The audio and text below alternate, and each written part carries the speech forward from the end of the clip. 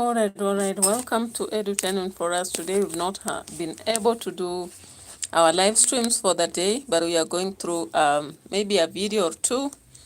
And I'll just still encourage you to watch our other videos that we've done on the previous days, maybe on our events here and there.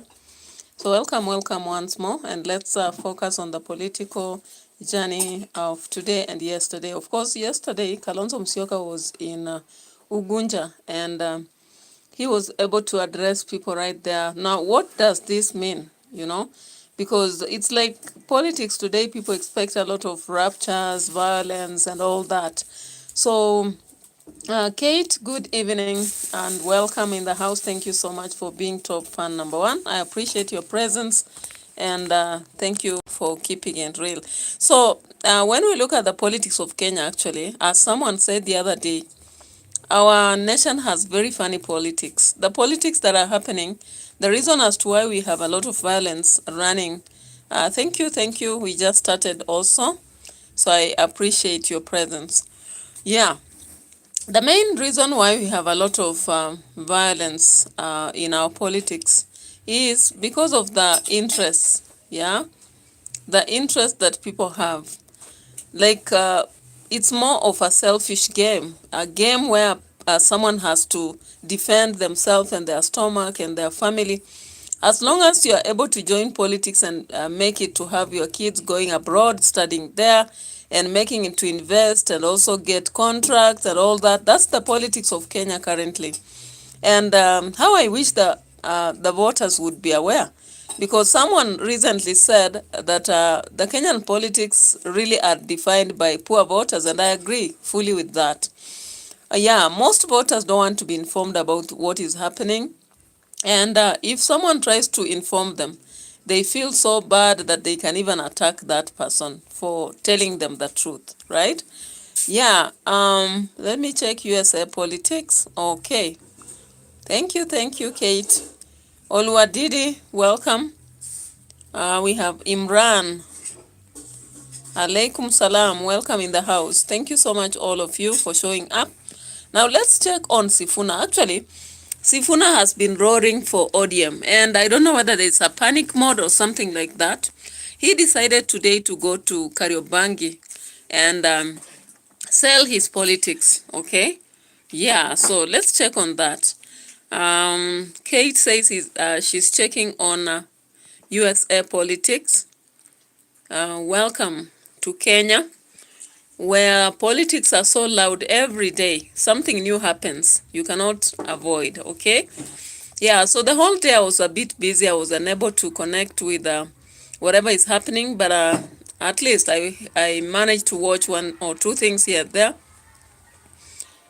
Still, Trump is still on side. In fact, you remember the other day he was sending guards to the streets to in the name of protection, and some people felt like it's not good at all.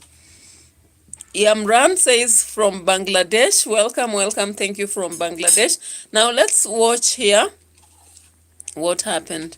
Yeah, so of course, like Kate wants us to check on American politics, and I promise to do that possibly tomorrow because I don't like rushing into something I've not researched. So maybe tomorrow I'll be checking on USA politics, and I had also promised on not Cote d'Ivoire as such, but something to do with which country? South Africa, and there was another. So I'll be checking on that tomorrow. So you'll bear with me as we go through Kenyan politics because, of course, that one I've already watched and I can manage to analyze or talk about what is going on. So if I may ask for people watching in the house, if you know SIFUNA, Edwin Sifuna has been silent. They said that ODM is going to be with the government up to 2027, so there is no need for campaigning, of course, in that situation. But then, what sent them to the streets today? Let's check. All right, is it panic or what exactly? Tumekuja na message moja peke yake. Tuko na uchaguzi tarehe 27. Wangapi watajitokeza kupiga kura jameni? Nione tu. Utapiga wewe? Kuja kwanza huyu. Nataka Kariobangi, what elections are happening there? Nataka kujua kama hawa ni wapiga kura ama ni watu wanatupigia tu story hapa, si ndio? Unaitwa nani? Naitwa Martin Borokfiarie. Unapiga kura kituo gani? Kituo hii ya Kariobangi hapa Amarura. Haya, sasa unajua huyu jamaa yuko nyuma yangu? Unamjua? Ngoja, twende pole pole. Kwa shilingi 1000 niambie majina yake 3. Andiko Michael Ouma Owajiwa. Amepata ama bado? Huyu ataharibu kura. Hebu turudie jina ya candidate ni nani? Michael. Kwa sababu amepata wrong nusu, tumpatie ya macho, si ndio? Sasa umeelewa? Umeelewa? Rudia, unataka kurudia? Rudia. You can now complete your British master degree entirely online in just 1 year. Umesikia ama hujasikia wewe? Umesikia majina 3? Huyo Michael Ouma Amajua. Haya, amepata, wacha tumpige tao yake. Wapi pesa? Ngoja tu, ngoja.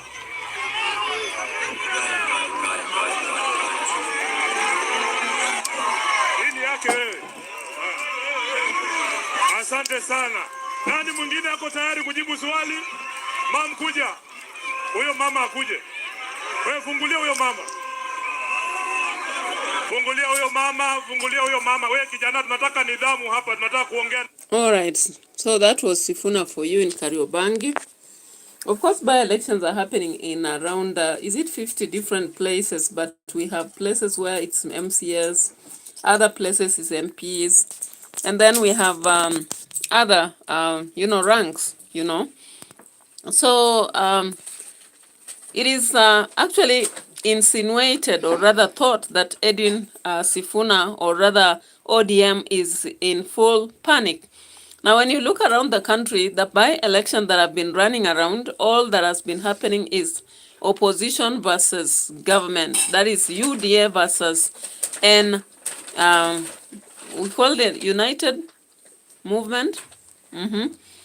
So it has all been that without ODM happening to be there. So it seems that of late now, ODM has seen a problem ahead and they have decided to go on and campaign. That is the real reason why Edwin SIFUNA actually is now campaigning.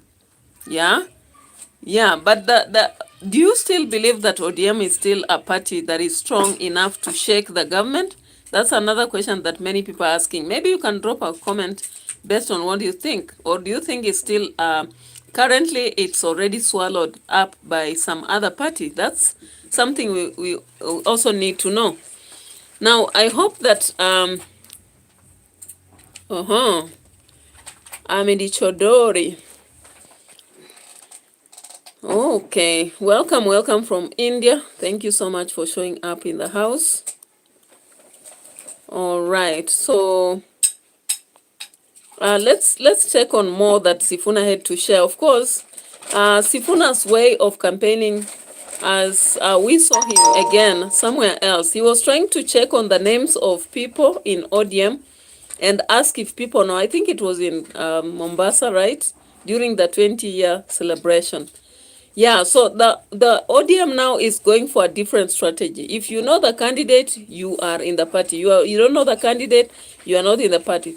So you saw in Kariobangi, he was trying to ask for names of the person who is vying for a position, and therefore to cross-check whether it's going to vote or not, you have to say the names. But one funny thing is that Kenya, anything is possible. You can know names of everybody, yet as they always say, secret ballot allows you to do what you have to do. Thank you so much, Amit. I appreciate. Thank you, Amit Chodari. Yeah, so let's check on this. And guys, I still encourage you to keep subscribing to the channel and also check on my other videos that I've posted earlier. Like the video, and we only have 1 like, yet we have 12 people watching. Please like the video and share the video also with your friends. Encourage your friends to watch the channel, and we will grow up, because our target is 4,000 subscribers, and we can easily get there if only you can support our work. So let's get back here. Mama yangu unaitwa nani? Naitwa Jane. Jane, unapiga kura kituo gani? Embakasi. Eh? Marura. Mbakasi. Ametudanganya, si ndio? Huyu anataka kutupima. Kama unapiga Embakasi, sema tu Embakasi, si ndio? Nataka wale wa Embakasi North. Wa Kariobangi North. Ni nani? Wewe. Haya, unaitwa nani? Stella Barasa. Ati nani? Stella Barasa. Unajua watu hawakusikii. Hebu panda juu kidogo. Stella Barasa. Stella Barasa. Stella, unapiga kituo gani kura? Our Lady of Fatima. Our Lady of Fatima, mnaijua? Sasa huyu candidate wetu, nataka uniambie chama yake na alama ya hiyo chama. ODM. Anaitwa Michael Ouma Majua. Amesema alama. Chungwa. Amepata, pigia yeye makofi. Akule sawa sikule. 1000 pap. Akule SG leo. Huyu akorada, wacha tumpige yake.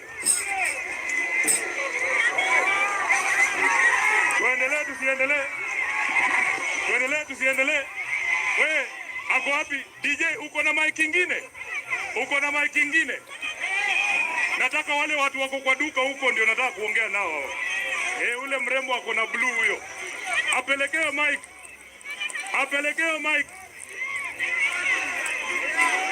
DJ, naomba mic nyingine tafadhali. DJ, naomba mic ya pili. Nani ako naye?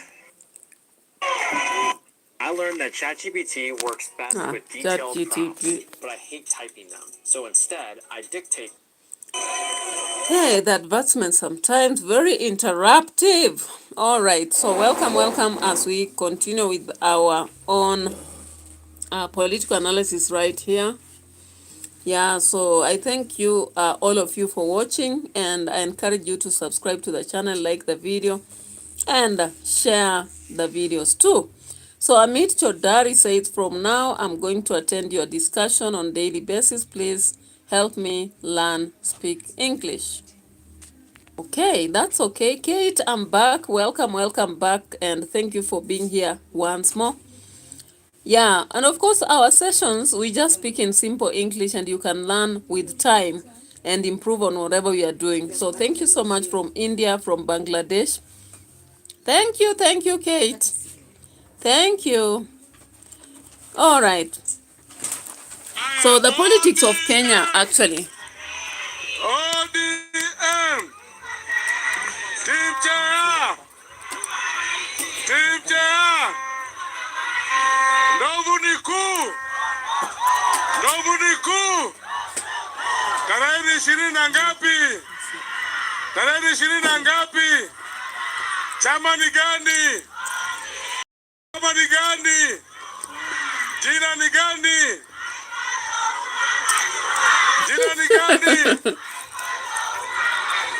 Ndovu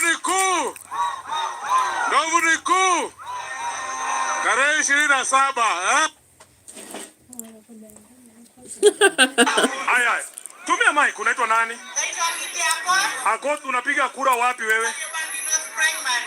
So uchaguzi ni tarehe ngapi? 27.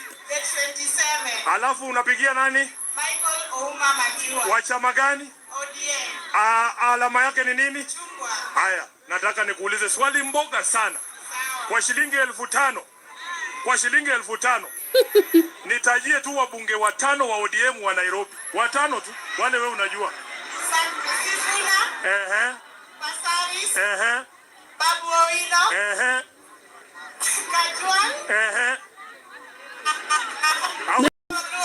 Nani? Anthony Oluot. Kwa wapi huo? Magharini. Haya, kuja uchuku. 5K. 5K yao. Pigia makofi. Nataka watu wanakaa rada namna hizi, ndio maana ndukiwa hapa juu mko mnasikiza ngozi ile vitu wanasema inaweza kukucost pesa. Yeah, so what happens is Sifuna is actually campaigning. Sifuna is the SG, Secretary General. Have been fine, Kelly Sharp. So the Secretary General of ODM party from Kenya. So he has actually decided to go campaign. Why? Possibly because of panic. You know, we have seen so many places where other parties are campaigning. ODM has only been majorly being seen in Ugunja. And of course, we saw the other day, they had to make them pay a fine of 1 million each. Yeah, you remember the son of the Were and another one right there. Yeah, Amit Chodori says, actually, what they want to tell in that running video, please explain to me. So they are explaining how many leaders are from that party known as ODM. And they are also mentioning where they will vote from and who they will vote for. All right, so I hope you got it. Yeah, so Kelly Sharp, I've been fine. I hope you have also been fine. Welcome to the channel. Like the video. And thank you so much for your continuous support. I really appreciate it. I don't take it for granted. All right, so Sifuna actually did a lot in Kariobangi. Now, of course, we understand Sifuna has two parts of him. Work today is broken. There is the part whereby he stands for the party, and there is the part where he stands for himself. And that is why we saw most times he says things that are contradicting the party. But at some point he stands with the party. I saw the other day people saying that Gladys Wanga is actually likable because she's fighting for the party. I don't know what you think. Depending on what you think, you can now say it here, because people think that when she went to, the other day she went to Boit and she was supporting that candidate Were, the son of Were, then that was a mark that he's serious about the party. So let's check on more information from Sifuna. Amit says, what you would like to say about Indian leader Narendra Modi? Let me check on that later. Just give me some time, Amit, and then I'll be sharing. All right, so let's check on this. Oye! Kariobangi oye! Wangapi hapa ni wa Michael Ouma, tuone kwa mkono. Asanteni sana Mike, tunataka uzungumze na wananchi wako hapa. Na ningeomba kina mama zangu, sisi wote tukuje huku ndio tuweze kusikizana vizuri. Kuja hii pande. Kwa sababu saa ile nitaanza kuuliza maswali na peana mic hii side peke yake. Wale watu wanataka kuzungumza na Sifuna, si ndio? Si hata nyinyi mnakuwa na vitu ya kusema. Mko na vitu ya kusema. So tuko hapa na viongozi kadhaa, nataka wawasalimie, alafu tutasikiza candidate wetu kisha tumalize. Nataka microphone ifikishe kwenye hii gari. Kariobangi hoye! Wamama hai! Wamama hai! Leo tuko na katibu mkuu ya Ouma Majua. Hebu tuone kwa ishara ya mkono. Wewe ni wa hapa? Haya, mpatie huyu mic, huyu amesimama kwa gari yangu hapa. Unasema jina yako huyu hapa.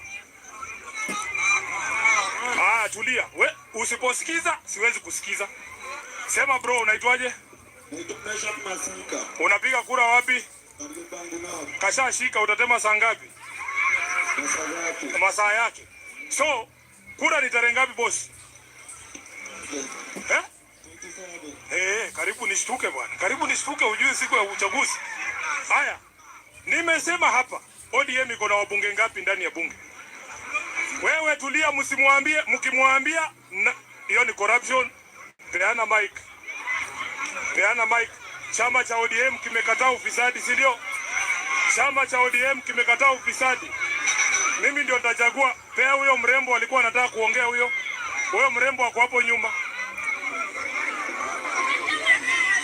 All right, so that was the politics that were going on in Kariobangi North. So Amit has asked us about Narendra Modi. Guys, do you know about Narendra Modi? Hey, you are giving us a task, Amit Chodari. Yeah, what has Narendra Modi done? Or it seems people want me to explore politics of other countries as well. But what I know that Narendra Modi has had an impact on Indian economics. Yeah, that's the list that I know. And maybe if we explore much as the Prime Minister of India, what I know that this guy, and I think I have his photo here. This guy here. Isn't he the one, Amit? This guy here. So this guy, as the Prime Minister of India, what I believe that he has done a lot of liberalization in India, especially to do with the federal development investment. Yeah. So he has made a concerted push to ensure that he pulls funds together. He has also had tax reformation, I think, in India, so that the goods and service tax was introduced during his tenure. And I don't know how Indians felt about it, because tax is normally very piercing. But he also introduced digital economy, right? Yeah, one of the signature achievements that he did was to introduce that, and it has really accelerated the digital economy in India, with a boost on cash flows and all that, and cashless transaction. You know, in the current generation, everyone wants, you know, an economy where you can operate without cash, yeah, for safety purposes. Now, he has also led to a lot of infrastructure in India. Yeah, I believe that when you look at things to do with the highway expresses from Delhi to Mumbai, he has done a lot, right? Even rail modernization, I believe he has done that. He has also reduced poverty. There is a time that India's poverty level was very high, but I think he has reduced it greatly. So that according to the government, there is a very large number of people who have been lifted from the low level to medium class or even upper class. Then social welfare has been improved in, it has been improved in India because of him, especially several flagship social programs like Ujwala Yojana and PM Kisan have been introduced, among Ayushan Bharat, among others. Maybe Amut tells us the rise tax on education, that's bad. Of course, that's why I asked that that tax that was introduced, how do you feel, Indians in the house? But I think he has done some other things that are better, especially the innovation in education. Like Modi has promoted innovation, research, and science, highlighting the young researchers and building capacities in institutions. He's also led to technology in governance because of e-governance, innovation, and connecting government to citizens through digital platforms. I think he has also done a major thing in national sanitization drive and elimination of open defecation, which was happening a lot. Swash Bharat mission.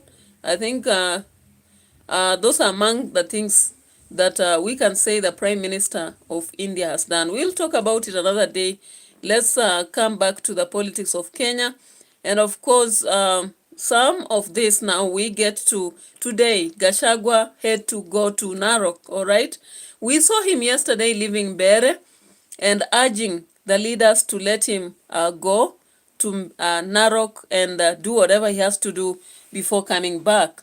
Now, we saw that GACHAGUA was able to overpower the tear gas that were thrown all over the place. It was indicated that the police had been sent to target him and all that.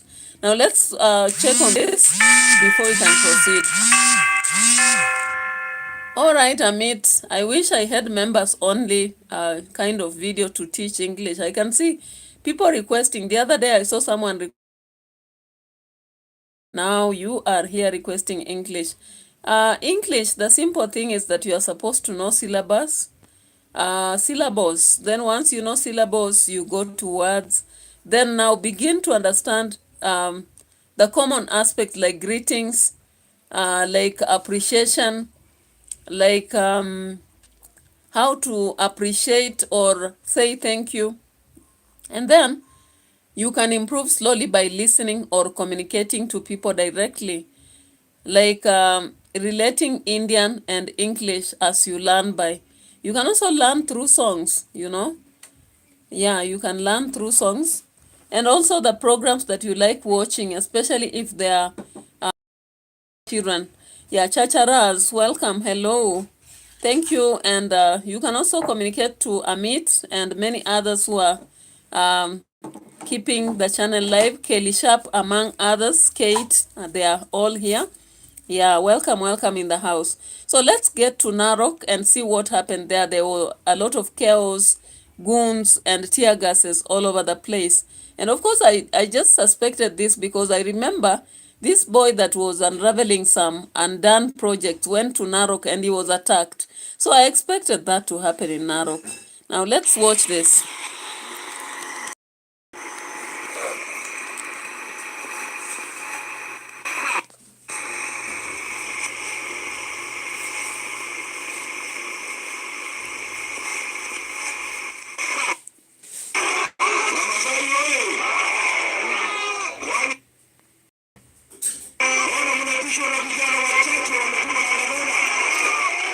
Okay, it says Mambo Poa. Debo also learning how to identify when Ruto is lying. Hey. Kate, I start ED learning. It's okay. Amit says tomorrow I have an exam. Wish you well in your exam.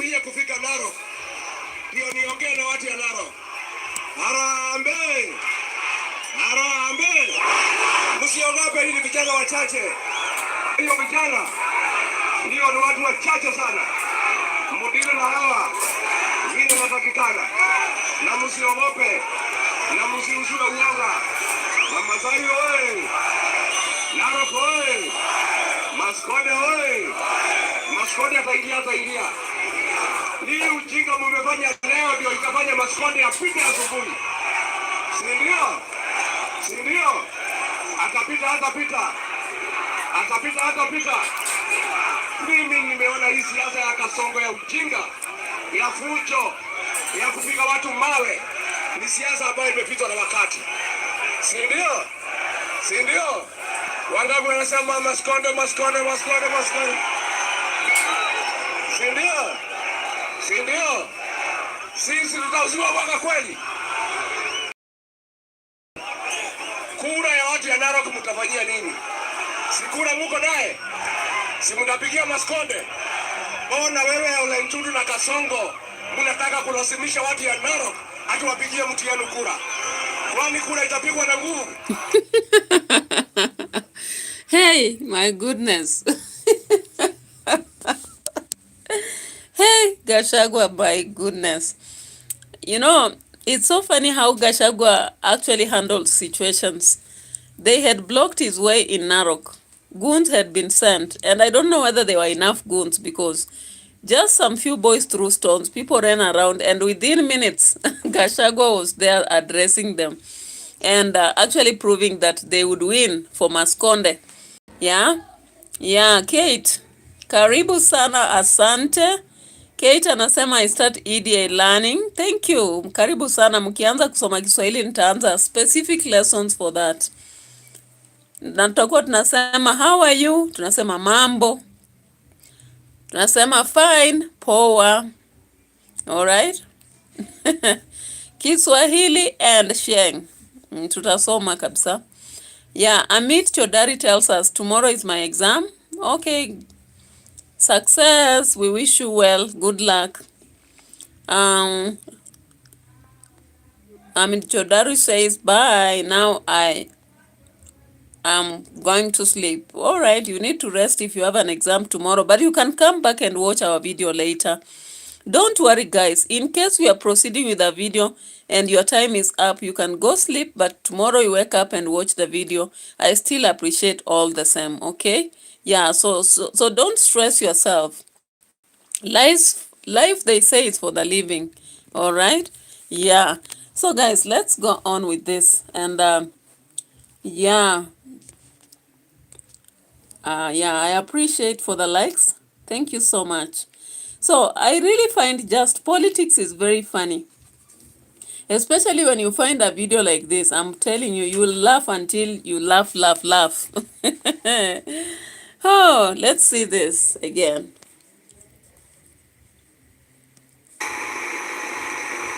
That is Narok for you. I've ever been to this place, Narok, the Masai land.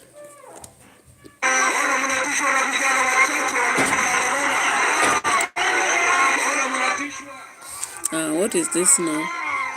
Nimefika sijafika. Nimefika sijafika. Hii serikali ya Kasoko inaogopa mimi Rigiji. Inaniogopa zaidi. Hata polisi zaidi ya 1,000. Hata wanifika Narok. Ndio niongee na watu ya Narok. Harambee. Harambee. Msiogope, hii ni vijana wachache. Hiyo vijana ndio ni watu wachache sana. Mudile na hawa vile natakikana. Na msiogope. Na msiusura uoga. Na Masai oye. Narok oye. Maskode oye. Maskode ataingia. Hii ujinga mmefanya leo ndio ikafanya Maskode apite asubuhi. Si ndio? Atapita. Mimi nimeona hii siasa ya kasongo ya ujinga, ya fujo, ya kupiga watu mawe ni siasa ambayo imepitwa na wakati. Si ndio? Wangapi wanasema Maskode. Si ndio? Sisi tutauziwa waka kweli. Hata mkitupa mawe, kura ya watu ya Narok mtafanyia nini? Si mtapigia Maskode. Mbona wewe Ulentutu na Kasongo mnataka kulazimisha watu ya Narok atuwapigie mtu yenu kura?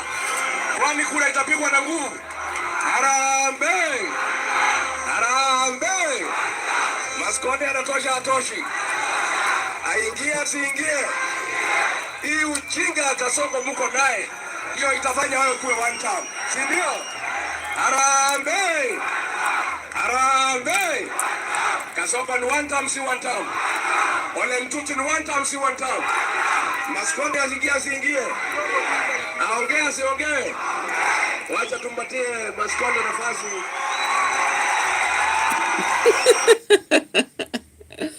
Hey, new. Politics is not for faint-hearted people, guys. It's not. Like when you look at the current politics of Kenya, you just need to be a thick skin. Thick skin, and thick scalp at the same time, because your head can be going anytime. All right? So that is what happened at Narok. And of course, I'm very sure that GACHAGUA knows plans about people who are going to attack, when they will attack, and something like that. And that is why he actually shields himself against this. So he had to give Maskode to speak. I don't know. I'm just looking for a part where Maskode spoke in Narok. I want to see the part he spoke here.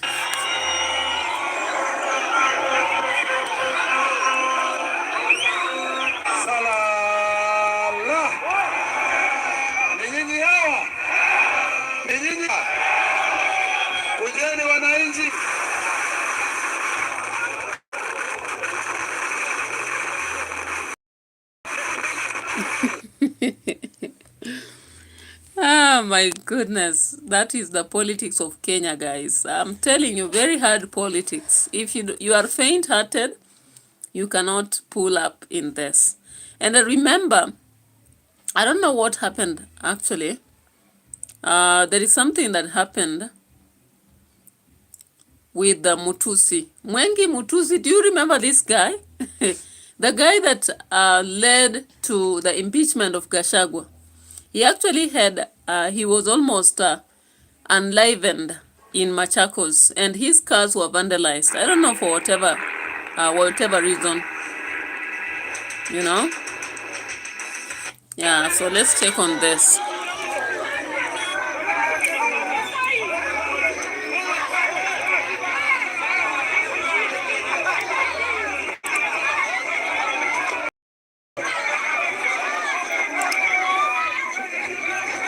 Pata ripoti kwamba gari yetu ya sound, gari yetu ya speakers, kama tunaendelea na campaign, tunaenda kwa mkutano wetu, imepigwa mawe na our public address system ikakuwa vandalized na watu ambao wanajulikana kutoka kwa chama cha Wiper, ambao wanamuunga mkono kiti wa MCA hapa Mumbuni North wa Wiper. Gari imepigwa vioo, wamechukua public address systems, wamechukua cables, wamechukua zile mixers na other equipment wakaiba. Na tunataka kulaani kitendo cha kutumia vita, kutumia violence, kwa sababu it is an election offense to use violence in an electoral process. It is an election offense to intimidate voters. It is an election offense kugonga gari, kutumia mawe, kwa sababu kura, it is supposed to be free, fair, peaceful for us to achieve democratic elections. Na tunataka, tumeripoti hapa kwa polisi, Machakos police station. Tukauliza police to commence immediate investigations, na wale ambao wameonekana wakirusha mawe, they have been captured on video, they are live witnesses wenye wamewaona wakirusha mawe, na ni watu ambao wanajulikana, wachukuliwe hatua za kisheria, wakamatwe na wapelekwe kotini kesho. Vile vile tumeuliza IEBC, and we want to ask IEBC, kwa sababu IEBC iko na nguvu kisheria za kuchukua hatua dhidi ya chama na candidate ambao wanatumia violence in campaigns, kwamba IEBC ichukulie the Wiper candidate of Momboni North action, immediate action, kwa sababu sheria hairuhusu mtu yoyote kutumia violence, kutumia vita wakati tunafanya campaign. Nataka ni all right, so that is Mwengi Mutisa, who was attacked also in Machakos, and of course, you know, Muli Mutisa is the opponent for the other party. So now finally, as I nature currently in Kenya, I don't know why it's coming out of a very common habit, but I hope everything will be well just sooner or later. So let's get to Kilifi, of course, Magharini, where campaigns were also ongoing, and Jichopevu Elias Ali was right there to endorse Kalonzo as president 2027, and at the same time he was supporting the member, the MP for the party. So let's check on this. Ya kudhibitisha ushindi wa Stanley Kenga na kuhakikisheni hatutakubali wizi. Msiogope kwenda kupiga kura. Kwa sababu mniona hapa, nimetoka tangu nitoke hapa, tulielekea upande wa Western Kenya, huko Malava, Kakamega, tukaenda hata huko Siaya, mahali kunaitwa Unguja. Tumetembea Kenya hii na ndio sauti ilibadilika kidogo. Lakini hata hivyo nimekuja kuambieni, tafadhalini, tunawasihi ili mkomboe Magharini. Na ukombozi wa Magharini kuanzia Alhamisi utamaanisha ukombozi wa Kenya nzima. Huyu ndiye atakuwa mtoto wa kwanza kusaliwa. Muko tayari kupatia Kenya yote? Na mimi mwenyewe nimemsikiliza, nimemwona na muelewa. Tunasema hivi, sasa hiki ni kipindi cha lala salama. Wataleta ila unga na nini, hata wakileta mabibi zao chukueni. Mwananielewa? Watachukua. Mkichukua, lakini mwisho mpigie Stanley Kenga. Hiyo tu, huo ndio uamuzi, na hiyo ndio habari ambayo nimaleteeni. Sisi zote, Rigathi Gachagua leo amekuwa upande wa Narok, na mimi nimekuwa hapa, amekuwa upande wa Mbere, kina Wamala wako upande wa Malava. Tuko kila mahali kuhakikisha kwamba ukombozi wa nchi umeanza. Na leo hii nina furaha tele kwamba tumekuwa pamoja na ndugu yangu kijana mdogo hapa chipukizi, Jichopevu. Ni mama ambaye ni mchanga. Tunataka kama ndiye anasimamia mambo haya ya IDC, ahakikishe presiding officers. Nasikia Mung'aro anatafuta wengine usiku.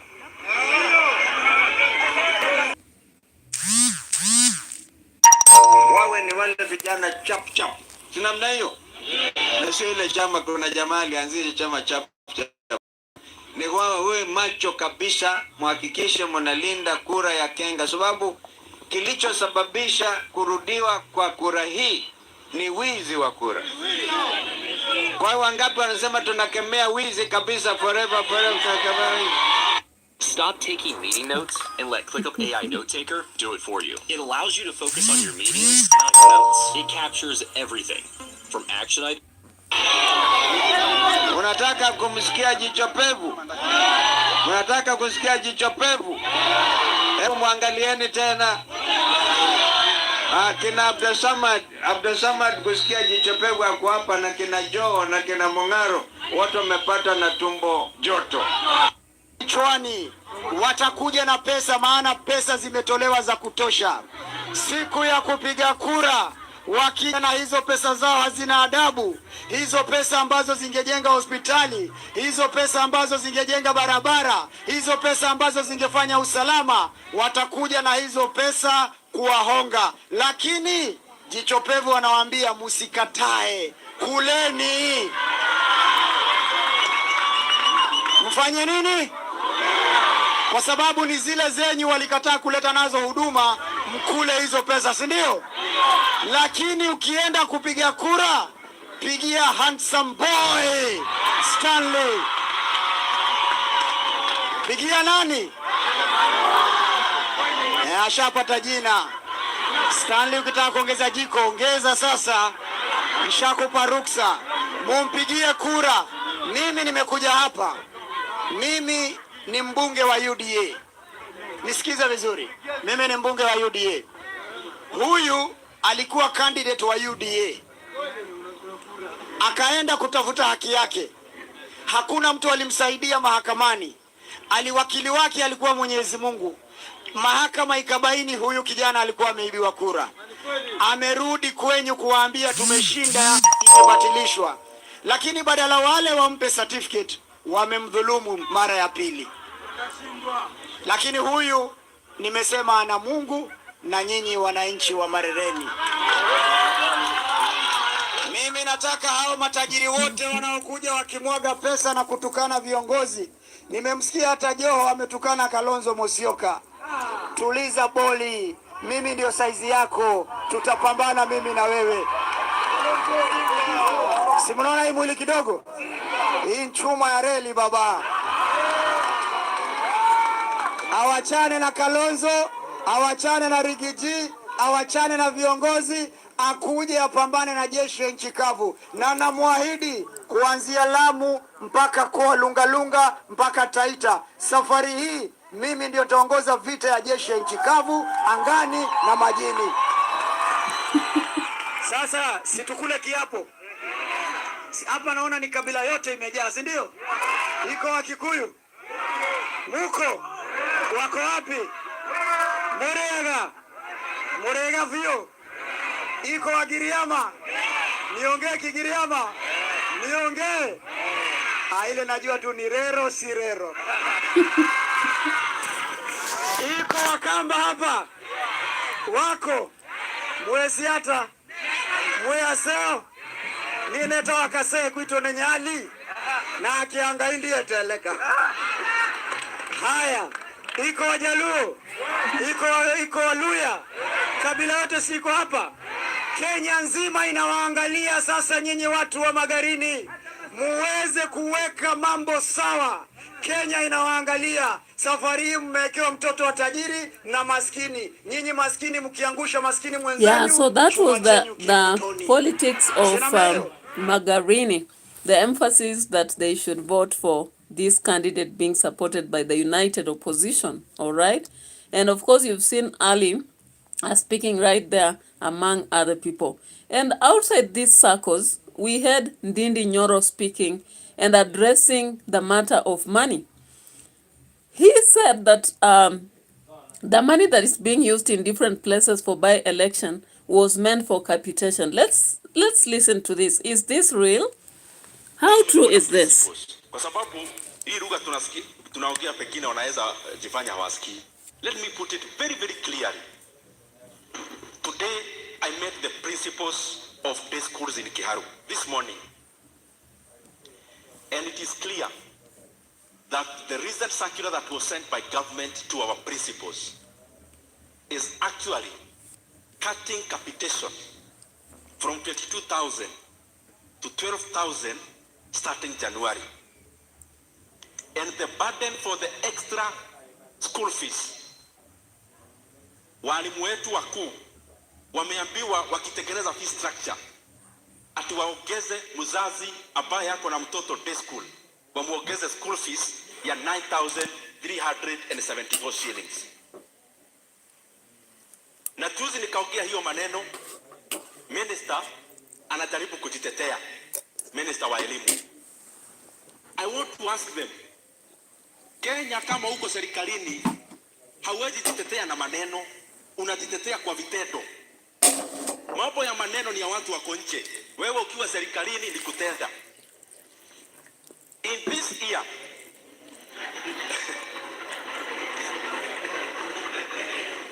kwa hii mwaka, na munisikiza vizuri,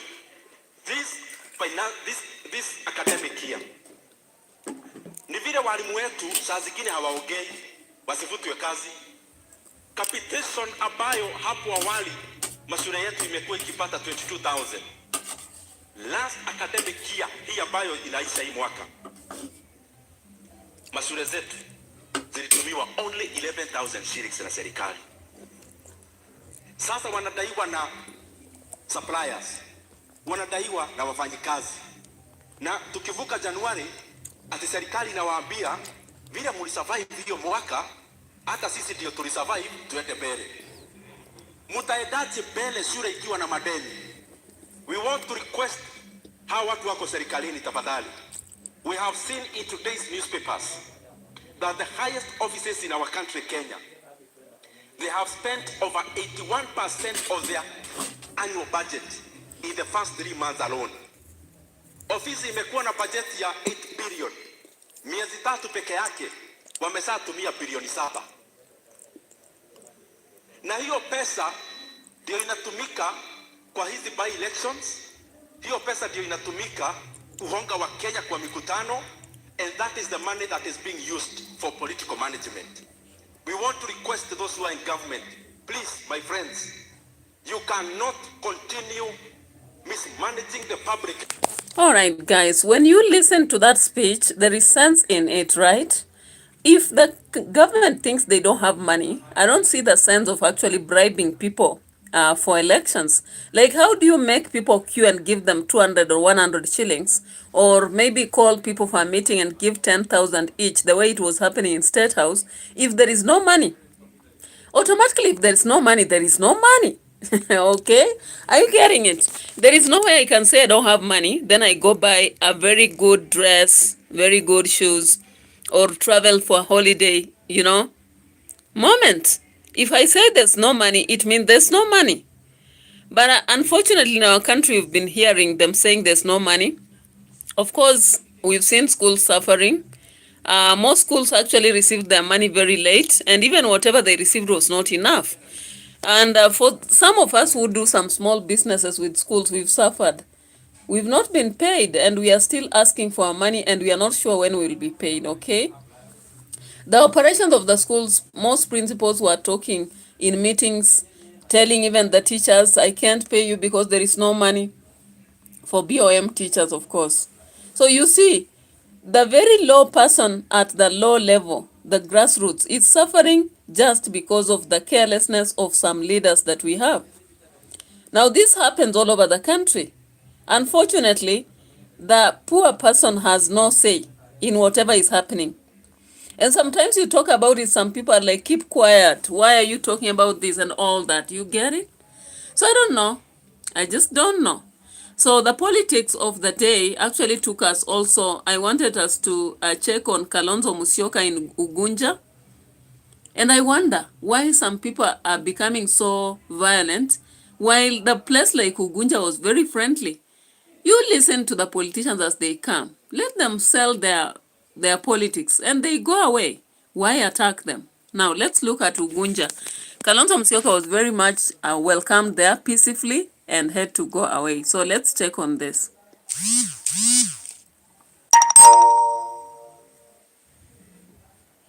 And Ugunja wards in Siaya County. The former vice Ugunja Costi say the November 7 political battle lines.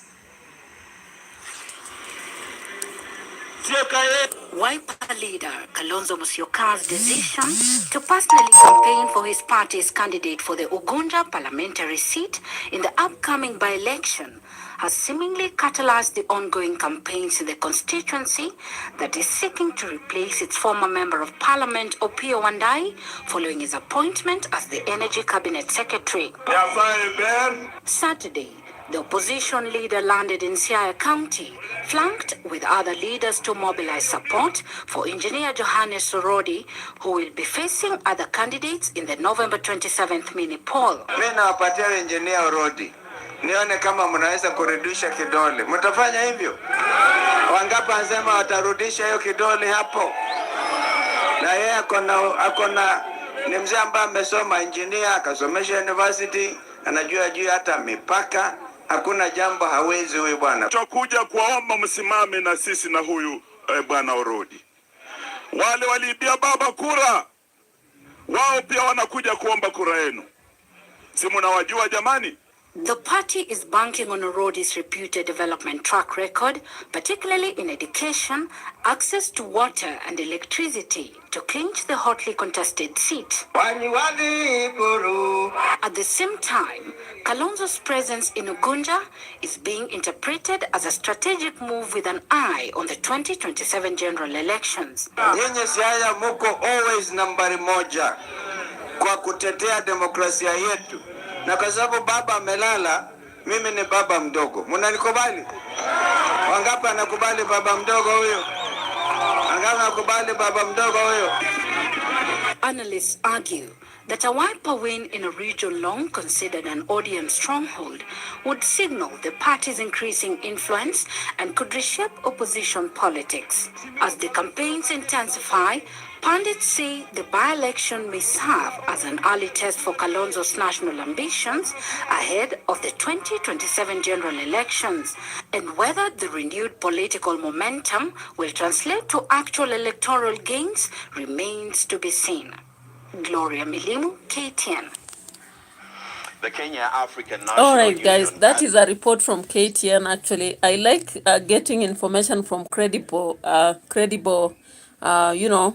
channels like that, because NTV, KTN, Citizen, whatever they share, it doesn't have any dispute. Because the other day, people are talking about a knife attack on GACHAGUA in Bere. However, I've waited to see the reality about this, and I've not seen it happening, or rather anything showing it up, apart from people talking about it. At least for Natembea we saw the assassination attempt that we saw in Kabuchai. For GACHAGUA you've seen, for Mutisa we've seen, but then there are those which are happening to come out, and we are not so sure about what is happening right here. So let's listen to Kindiki again, because now GACHAGUA was not in Bere.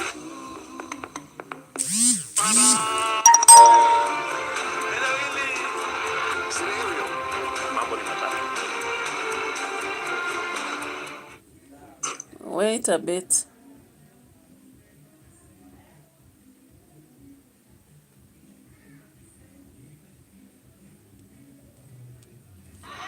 Mlimuona hapa? Alafu anajifanya yeye ndiye mtu sijui mkubwa hapa.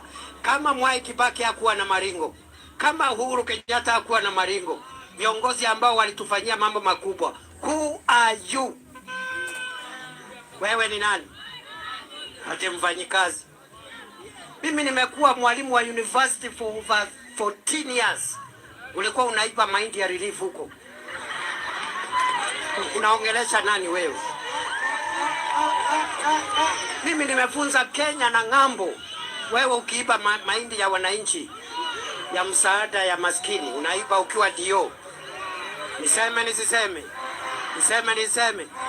Siku ile viongozi wetu Uhuru Kenyatta walishikwa na mzungu wakapelekwa Hague na William Ruto, mimi nilifuatana nao huko. Na nikawaambia nyinyi mtarudi nyumbani na mtaongoza Kenya. Walirudi hawakurudi. Si Rais Uhuru alikuwa rais wa 4. Werevu, na sisi ni watu waungwana. Hakuna haja kuvurugana na huyu mtu alafu tushindwe kupata serikali. Mimi nikaenda kuwa waziri. Na siku ile mimi niko waziri, mimi sikuvuruga yeye. Wakati yako deputy president, mimi sikuvuruga yeye.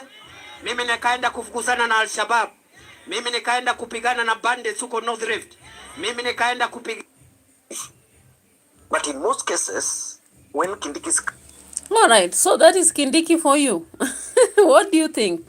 Now, I'm just afraid that one thing that is happening in Kenyan politics, politicians are standing to abuse others or accuse others or blame others solidly.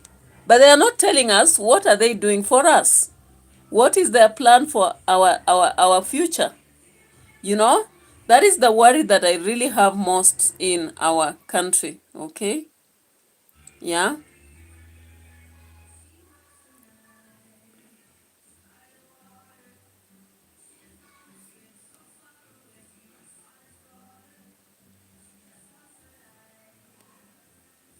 He's asking a very critical question that maybe I will just highlight before we continue. Well, your ID is telling us of a different name.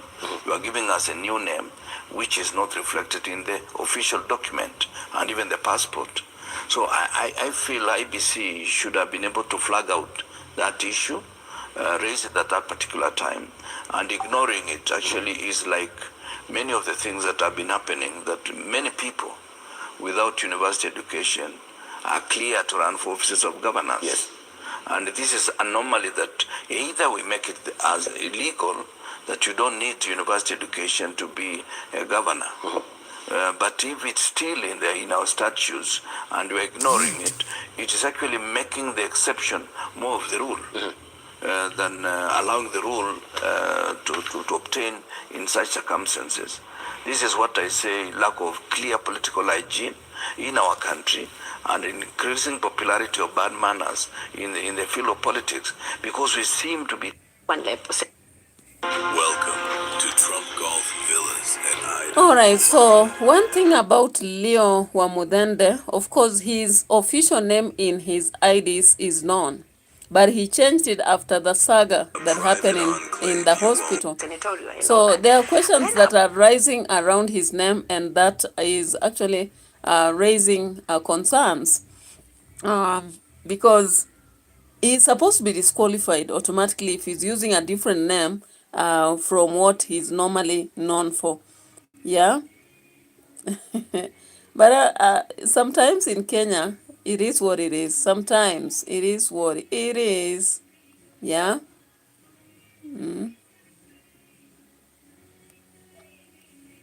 Welcome to the Rogers Kakasu. Actors from the United States walikuwa wanalia, wanasema wameitishwa hongo ndio wapewe projects wafanye. You remember, it's online, you can Google. You remember the 2024 punitive finance bill, and it was entirely drafted by the IMF.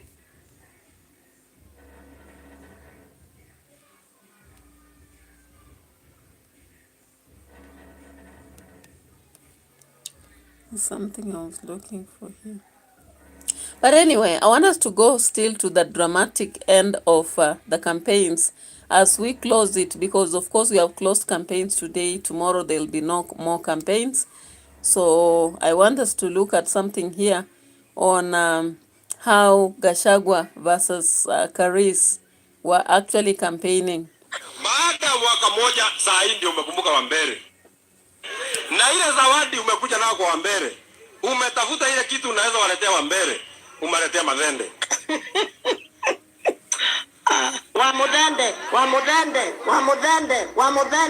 Wamudende ni fire si fire. Wamudende ni fire si fire. Wacha nione kura ya Wamudende. Nasikia ati wanaambia Ruto ati kimekuwa ngumu akuja wasaidie. Si akuje. Si mimi niko hapa. Wewe Kasongo kuja. Wewe mtu ya mitego. Mimi niko hili hapa na watu ya Mbere.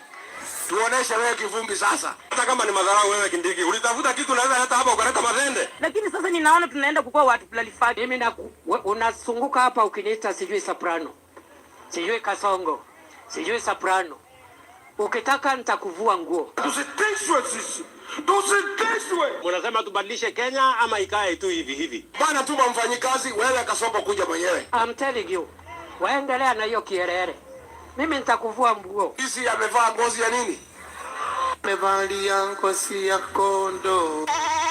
2027 hatuelezani mambo ya sera. Kuna mzungu alikuja hapa anaitwa Ocampo. Akashika Uhuru Kenyatta. akashika William Ruto akampeleka Hague. Alikuwa na kimbelembele kama hiyo yako. Nitakunyoa na mwosho mmoja. Wewe Kasongo kuja. Mimi niko hili hapa na wadi ya mbele. Tuoneshe leo kivumbi sasa. That was the campaign aspect, guys. I'm telling you, if you collect all that these people have been doing across the country, you can make a very good comedy. For those of you who are talented in actually doing such videos, please don't forget to do that for us. We'll be watching you big time in real time. So I really appreciate you people for watching me for that 1 hour. And I want to break, then come back with a social reaction. Thank you so much. I appreciate. Bye-bye.